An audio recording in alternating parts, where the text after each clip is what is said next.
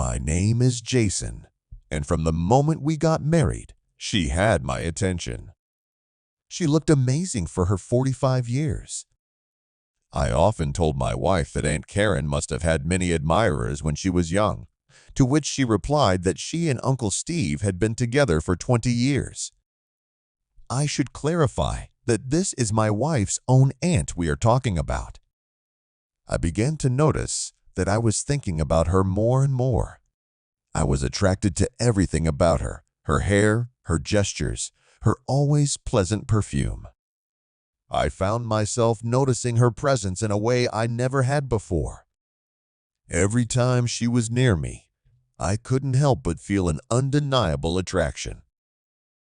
Gradually, I began to ask her about life and love, hoping to bond with her and learn more about what she felt deep down inside. When, in one of our conversations, she dropped the phrase, "Steve's not the same anymore, and that's it. Boring already," I realized that I might be able to help her feel something more. It was only her possible reaction and potential publicity that scared me, but I could no longer ignore my feelings. The desire was getting stronger and stronger, and I realized I had to do something about it. I decided to wait for the right opportunity to try and make a move, and a week later, that opportunity presented itself. My wife, her father, and Uncle Steve went hunting for 2 days, and I was not a fan of such activities. I knew it was the perfect chance to see Karen alone.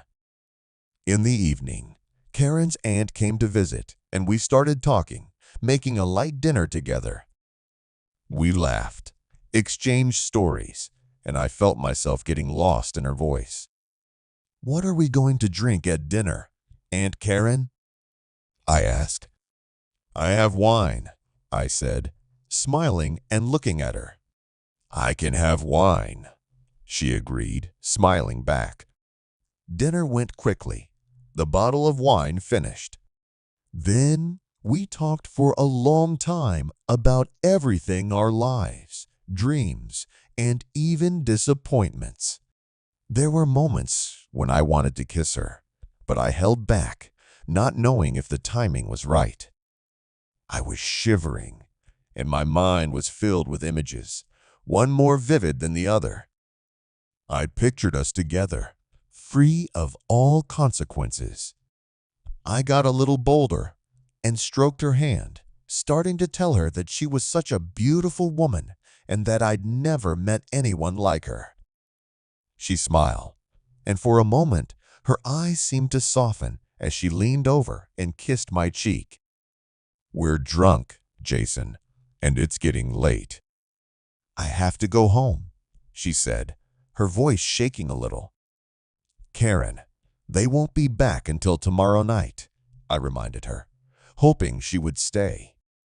"No, I'm going home," she replied and went into the hallway to get dressed. I knew I had to make up my mind, or it would end in nothing again. My heart was pounding in my chest, and I could feel the adrenaline rushing through my veins. In the hallway, she put on her heeled shoes and threw on her cape. "I have to go. Thank you for your hospitality," she said, smiling, and leaned over slightly to kiss my cheek as usual. Taking advantage of the moment, I pressed my lips against hers, feeling her warmth. "Jason, you realize you can't do this." "We're almost family," she said quietly, her voice filled with hesitation. "But you're so beautiful, Karen." "I've had a crush on you for a long time," I whisper, my heart racing. I could tell that my words made her hesitate. She let the cloak slip off her shoulders, her eyes meeting mine with a mixture of fear and longing. "Oh, Jason, this is unbearable." "I'm staying," she said, her voice barely above a whisper. She kicked off her shoes and hugged me gently, her body trembling. "I hope this stays just between us," she asked, searching my eyes for reassurance.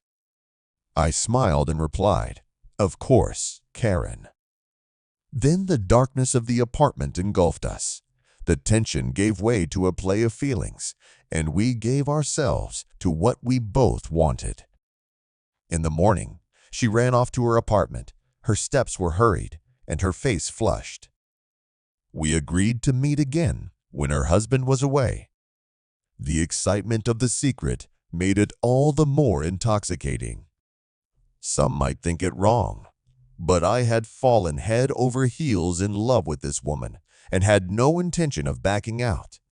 Thoughts of her consumed me, her smile, her touch, the way she looked at me when no one else was around.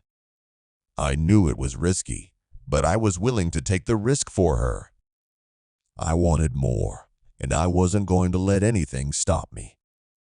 My heart belonged to Karen now, and there was no turning back.